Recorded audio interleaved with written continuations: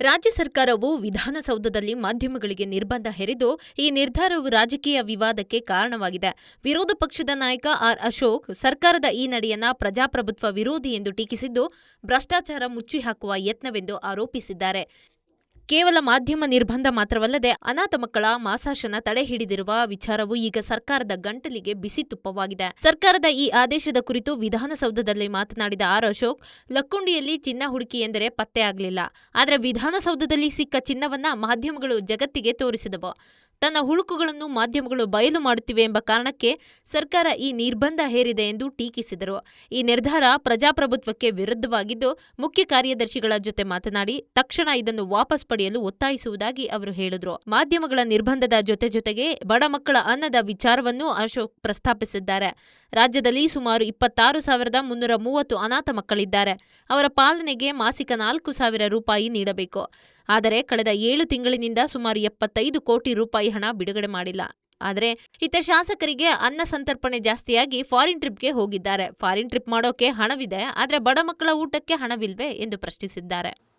ಮಾಧ್ಯಮದವರು ಒಂದು ಸಣ್ಣ ತಪ್ಪು, ನೀವು ಅಲ್ಲಿ ಲಕ್ಕೊಂಡಿಯಲ್ಲೋ ಯಾವುದೋ ಲಕ್ಕೊಂಡಿ ತನಪ್ಪ ಅಲ್ಲಿ ಚಿನ್ನ ಹುಡುಕ್ರಿ, ಅಲ್ಲೊಂದು ಸ್ವಲ್ಪ ಕ್ಯಾಮ್ರಾ ಹಾಕಿ ಎಲ್ಲೆಲ್ಲಿ ಸಿಕ್ಕಿದೆ ಹುಡುಕಿ ಅಂತ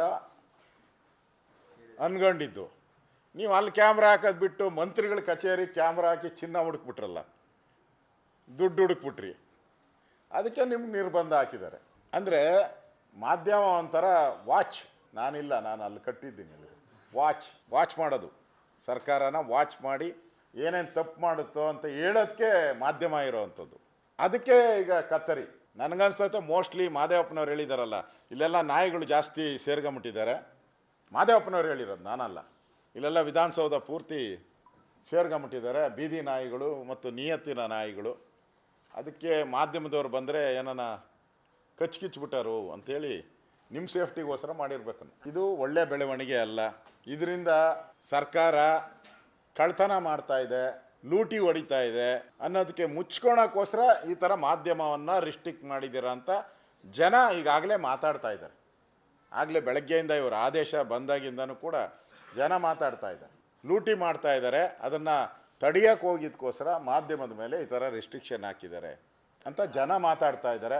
ಇದು ಒಳ್ಳೆಯದಲ್ಲ. ನಾನು ಒಬ್ಬ ವಿರೋಧ ಪಕ್ಷದ ನಾಯಕನಾಗಿ ಹೇಳ್ತಾ ಇದ್ದೀನಿ, ಇದನ್ನು ಕೂಡಲೇ ವಾಪಸ್ ಪಡಿಬೇಕು. DPR ಅವರು ಇದನ್ನು ಕೂಡಲೇ ವಾಪಸ್ ಪಡಿಬೇಕು ಅನ್ನೋ ಆಗ್ರಹವನ್ನು ಮಾಡ್ತಾ ಇದ್ದೀನಿ. ಇಲ್ಲ, ನಾನು ಅದನ್ನು ಆದೇಶ ವಾಪಸ್ ತೊಗೊಬೇಕು ಅಂತ ಹೇಳ್ತೀನಿ. ಮತ್ತು ಚೀಫ್ ಸೆಕ್ರೆಟ್ರಿಗೂ ಮಾತಾಡ್ತೀನಿ. ನಾನು ಡೀಟೇಲ್ ನನಗೆ ಅದ್ರ ಬಗ್ಗೆ ವರದಿ ಕೊಡೋಕ್ಕೆ ನಾನು ಚೀಫ್ ಸೆಕ್ರೆಟ್ರಿ ಅವರಿಗೆ ಪತ್ರನೂ ಬರ್ತೀನಿ, ಫೋನಲ್ಲೂ ಮಾತಾಡ್ತೀನಿ. ವಾಪಸ್ ತೆಗೀರಿ ಅನ್ನೋ ಆಗ್ರಹವನ್ನು ನಾನು ಮಾಡ್ತೀನಿ.